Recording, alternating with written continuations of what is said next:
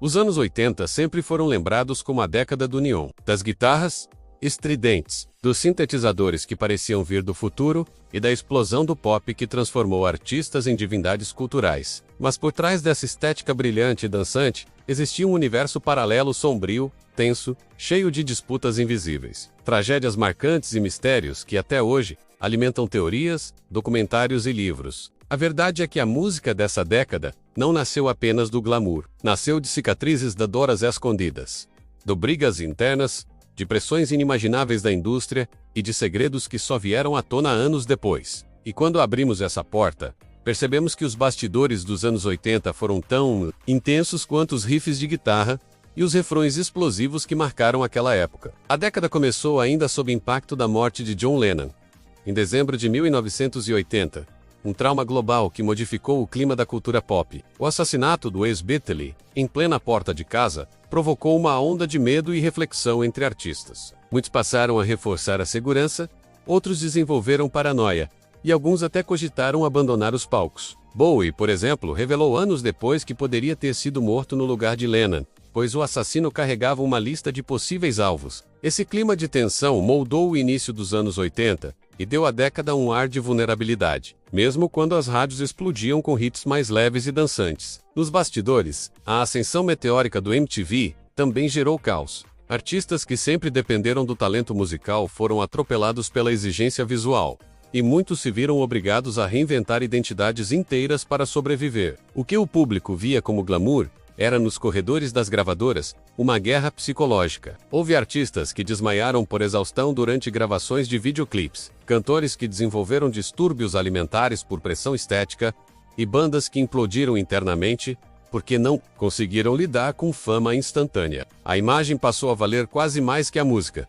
e isso criou um ambiente onde erros não eram permitidos, e a luta para permanecer relevante era constante. Se avançarmos para as bandas de rock, encontraremos histórias ainda mais intensas. O Mötley Crüe, por exemplo, viveu os anos 80 praticamente no limite da sobrevivência. Eles próprios dizem que não lembram de metade da década. Tamanha era a mistura de álcool, drogas e noites insanas. Em um dos episódios mais tristes, Vince Neil se envolveu em um acidente de carro que matou seu amigo, o baterista Hazel, do Hanoi Rocks. A tragédia pareceu ser o início de uma sequência de autodestruição que marcou a banda, e que só muito tempo depois se transformou em confissão pública e recomeço. O público via o glam metal como diversão exagerada. Os bastidores mostravam dependência, perdas e uma juventude que fugia de problemas pessoais através do excesso. Outro caso é o de Metallica, que embora tenha construído parte da carreira no final dos anos 80, sofreu um de seus episódios mais marcantes exatamente nesse período. Em 1986, o ônibus da banda derrapou na estrada congelada na Suécia,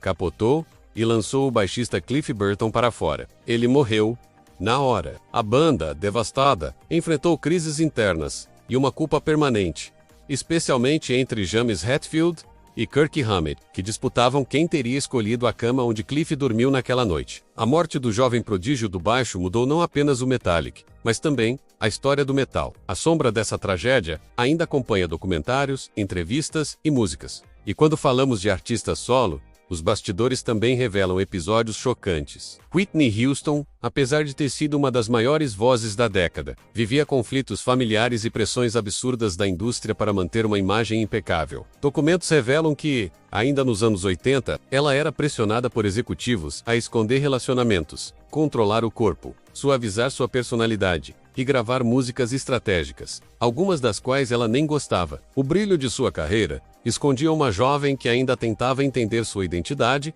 entre expectativas impossíveis. A imagem de perfeição escondia uma tempestade emocional que só viria à tona anos depois. Na música pop, talvez ninguém tenha sido tão afetado pelos bastidores quanto Michael Jackson. O mundo inteiro conhece o rei do pop, mas poucos entendem o peso psicológico que ele carregava enquanto dominava a década. As gravatas de Thriller e Bad envolveram agendas exaustivas, noites sem dormir e discussões criativas intensas com produtores. Em 1984, Michael sofreu um acidente nos bastidores de uma gravação comercial, quando fogos de artifício atingiram sua cabeça e provocaram queimaduras graves. A dor física se tornou crônica e foi o início da relação dele com medicamentos fortes, que anos depois desempenharia um papel trágico em sua trajetória. Ao mesmo tempo, ele enfrentava uma pressão global para se superar continuamente, como se fosse uma máquina de hits. A ascensão foi épica, mas o caminho por trás dela era feito de sacrifícios torturantes. As bandas britânicas também viveram dramas silenciosos. O Tears for Fears, por exemplo,